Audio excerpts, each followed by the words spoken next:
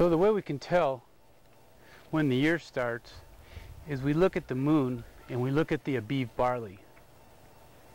The moon has to be new. That means it goes from total darkness to the first little sliver, and it has to be in Israel. And the barley has to be Aviv. Aviv means ripening.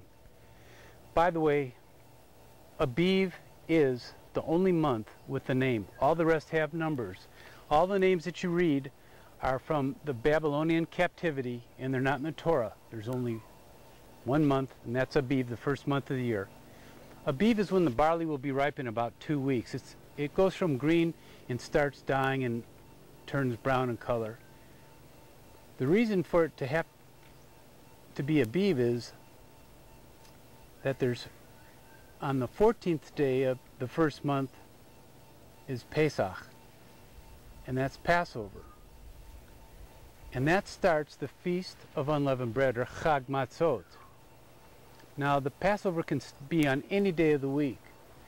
So that day is a Sabbath.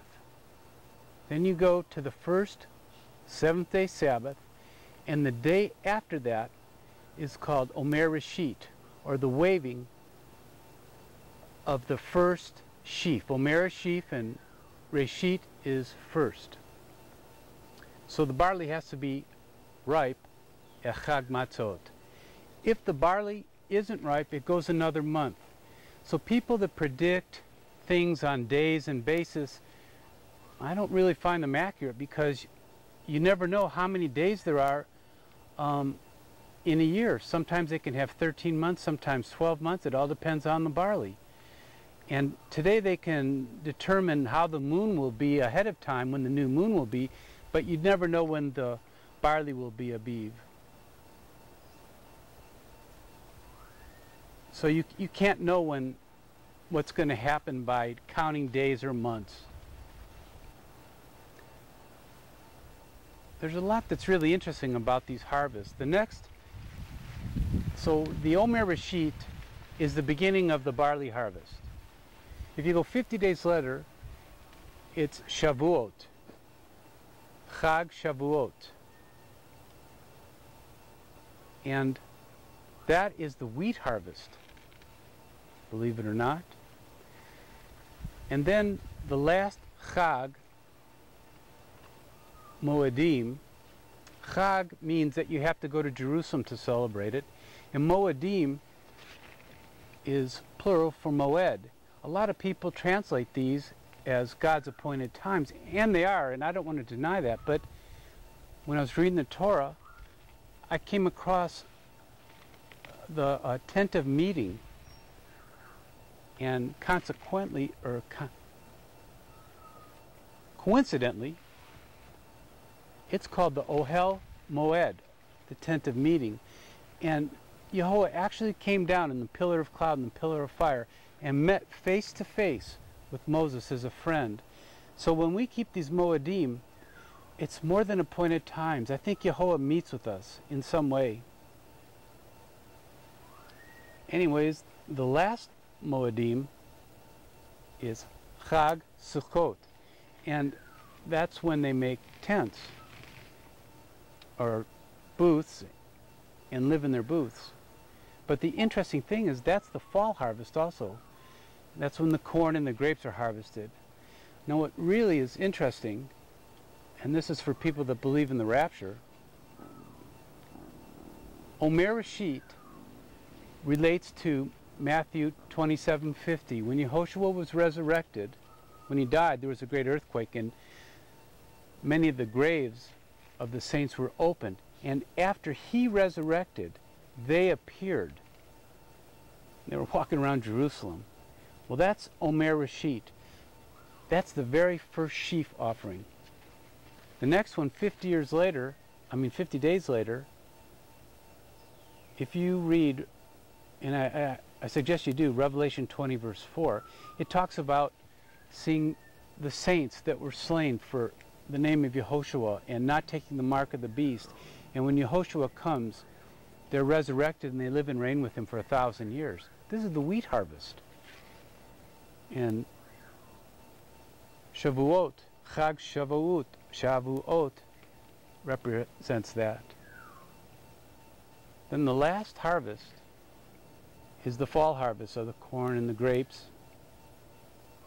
And in Revelation 20 verse 4, somewhere after that, it says, and the rest of the dead were not resurrected till after the millennium. And this is the first resurrection, and that's the fall harvest. Okay, honey, cut for a minute.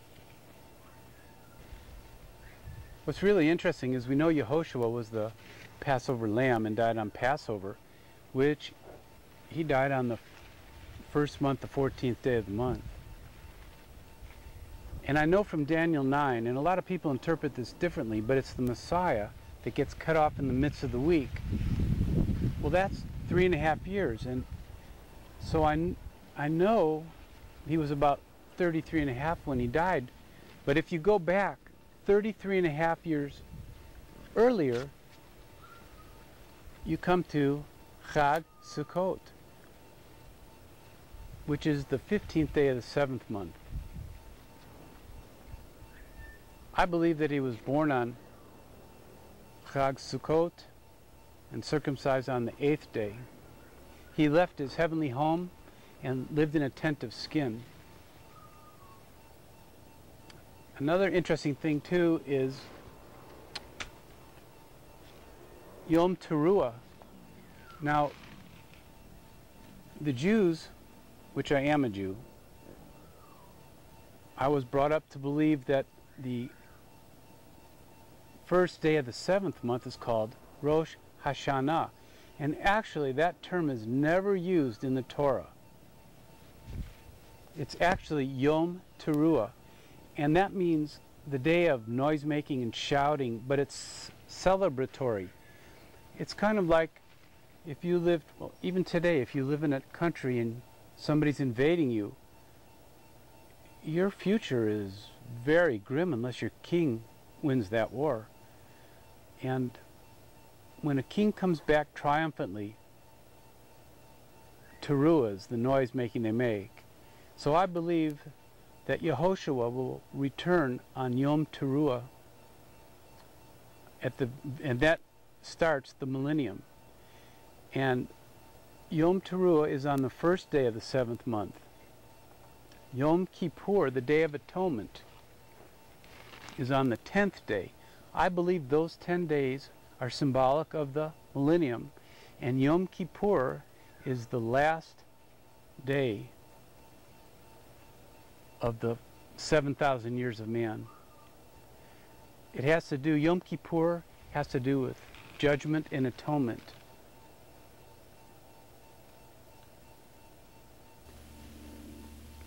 When Israel entered the land, Yehovah commanded them that they could farm for 6 years, but on the 7th year was the Sabbath for the land. And they were to let the land rest. And they were supposed to do that every 7 years for 49 years. And then on the 50th year, it was the whole year was another Sabbath year. But what was different about this is this was called the year of Jubilee. And on Yom Kippur, the 10th day of the 7th month, they would sound the trumpet for Yom Kippur, and the release would happen. You see, people think of it as the year of Jubilee, but actually it's more correct to think of it as the year with the Jubilee in it. It is the 50th year, but when the trumpet sounds for Yom Kippur is when the release takes place. And it was a beautiful thing. If you own land in Israel and you ran into troubles and you had to sell your land came back to you. The land was Yehovah's, and we were just strangers there, but he allowed for it to return to us. And if you sold yourself into slavery, you would be freed. It was a beautiful thing. But the reason I brought this up is that it's so interesting with the Moedim and the year of Jubilee. You see, in 1917 ended the 400 years of the Turks controlling Israel.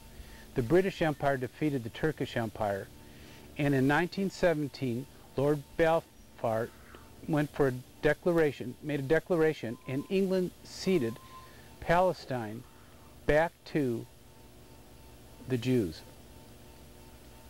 What's significant about that is in 1967, Israel regained Jerusalem. So I'm just throwing this out there. I really have no attachment to it, but I think that if you had 50 and 50, you're going to come up from 1917 to 1967 to 2017. And you see, Yehoshua said that no man knows the day or the hour, only his Father. And it's really interesting that on the first day of the 7th month is Yom Teruah. And we can't know when that is except for when the moon appears. It can appear on one of 2 days. So it's impossible to know beforehand when that would be. So I believe, and I'm just throwing this out there for fun, that Yehoshua will return on Yom Teruah on 2017, and that's when the rapture will take place, at the end of all the troubles.